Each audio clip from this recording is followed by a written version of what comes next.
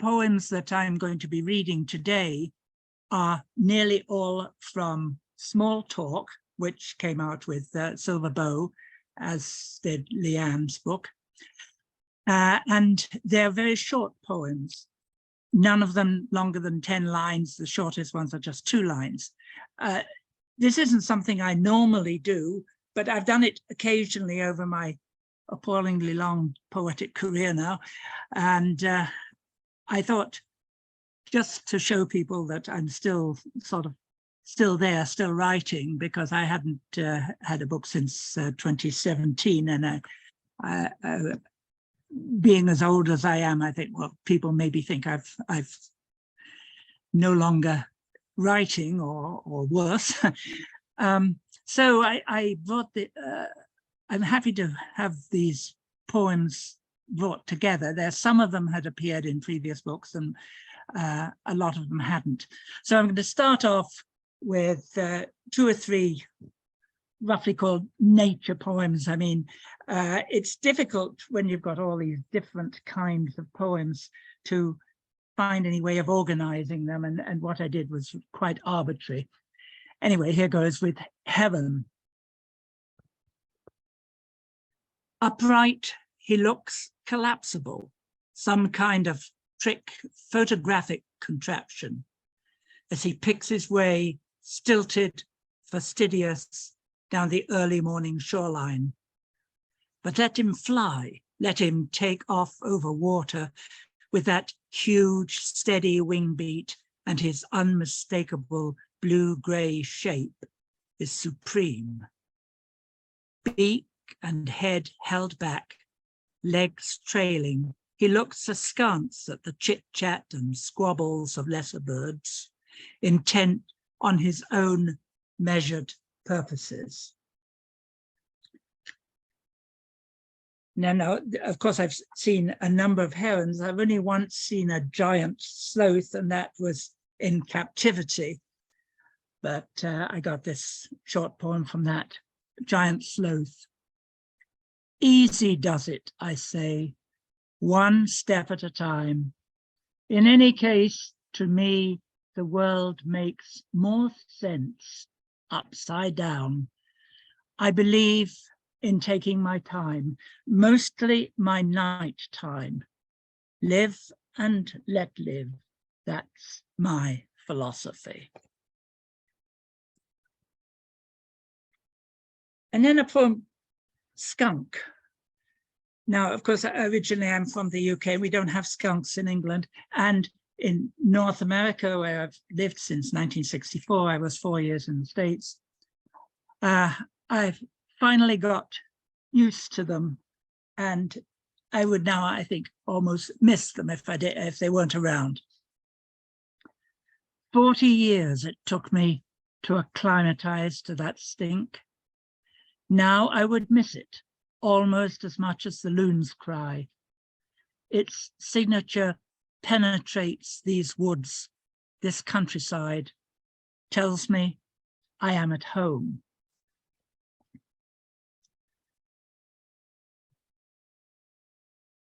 And then sort of moving on from poems simply about animals and other aspects of nature, looking at human beings in the aspect of the natural world too. So here, already in August, surreptitiously, dead leaves parachute onto our lawn. We did not see them falling. In your long black hair at 25, I notice the first thin strand of grey.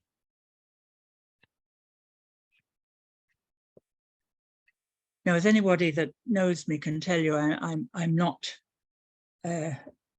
I'm technologically challenged, but I do get quite upset with the way these various devices that are supposed to connect us do exactly the opposite a lot of the time. And this is a short poem on that theme, Techno Lovers. Even up at the cottage, they cannot keep their hands off each other's Blackberries, iPhones. Down at the dock, they are constantly fingering, checking the markets, the playoffs, the office, afraid they might, God forbid, for even a second find themselves off the grid, and even feel compelled to gaze at boring water, monotonous trees, or hear the tweeting of birds, be aware of the loon.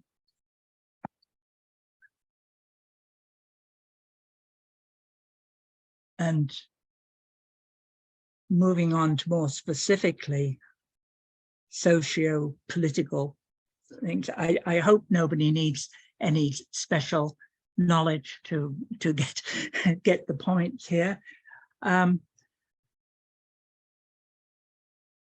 This one is called Quebec Diner. Well, this is relatively inoffensive.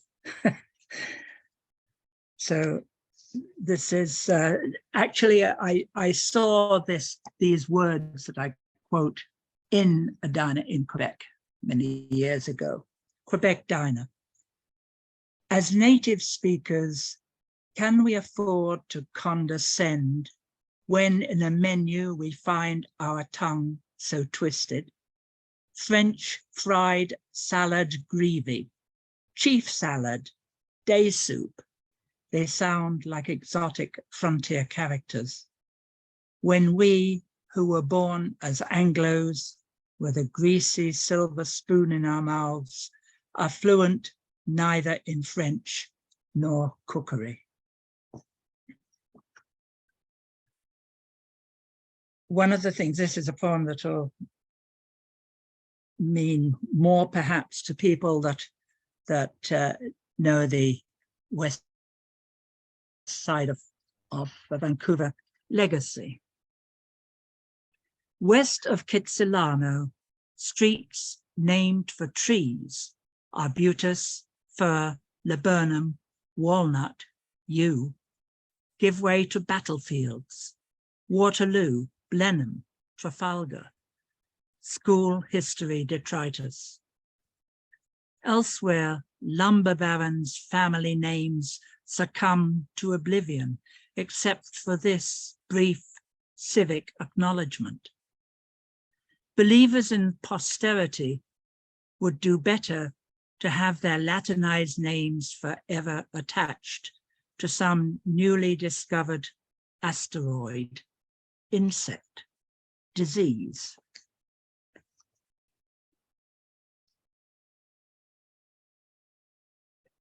Now this one in three-piece suits. It's difficult with short poems because mostly I think people maybe want to reread them. I mean, if you have the book, you can do that, but otherwise they pass fairly quickly and you're not quite sure perhaps what you've heard. Anyway, in three-piece suits and finely honed smiles, the diplomats settle their border disputes. Long before the stockyards come in sight, cattle herded in wagons smell their death.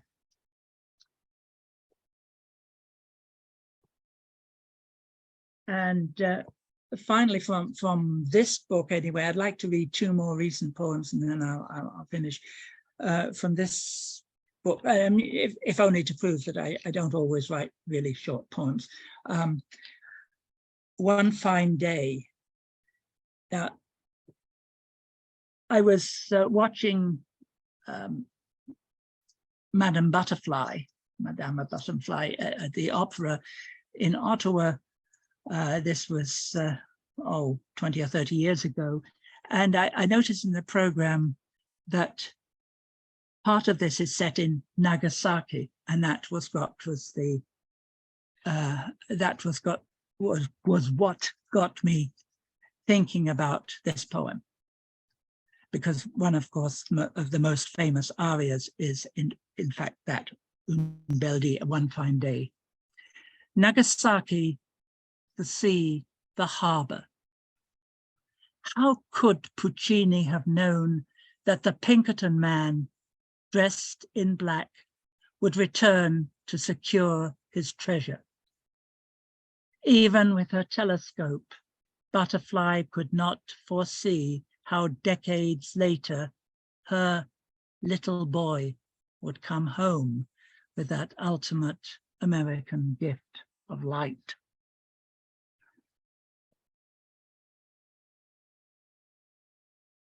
Now, I'm going to read two new poems. I recently learned that I finally am going to be having another book,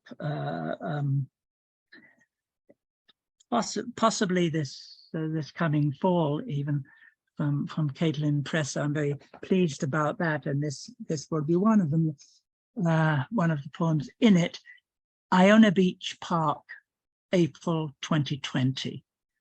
And of course, it doesn't take much of a memory to remember that this is just in the first 2 months of the pandemic. Hence the silence. Beyond the industrial park, a sullen, overcast sky is drenched of all light. Why drive out here unless for sustenance, or at least some interim content?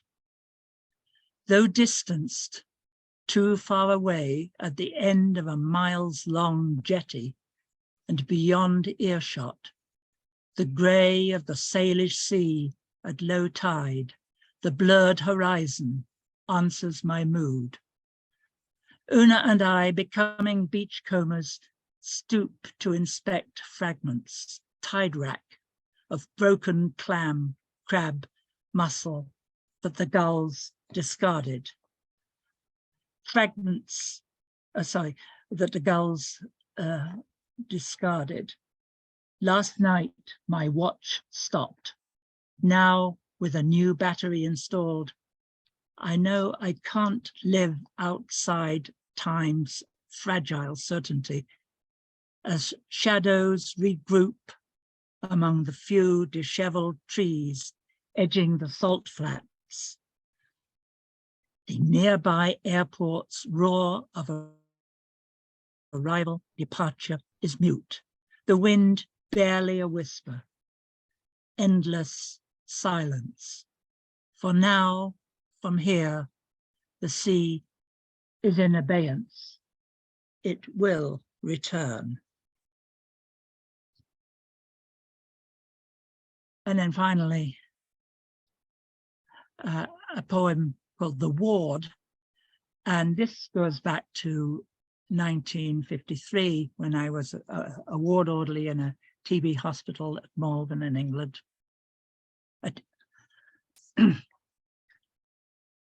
Converted from wartime use, the barrack wards breed silence, build a prison of rest.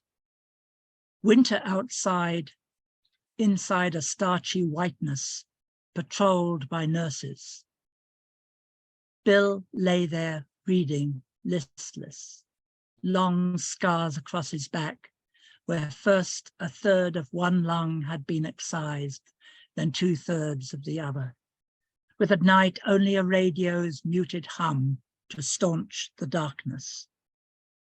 Next to a snapshot of his wife, he'd scrawled a line from Seneca. The first step to the cure is desiring to be cured. The pumps still drained him. The blood told in his chest. He did not make it. One morning his bed was empty. No farewells from his mates, only the changed white sheets. Thank you.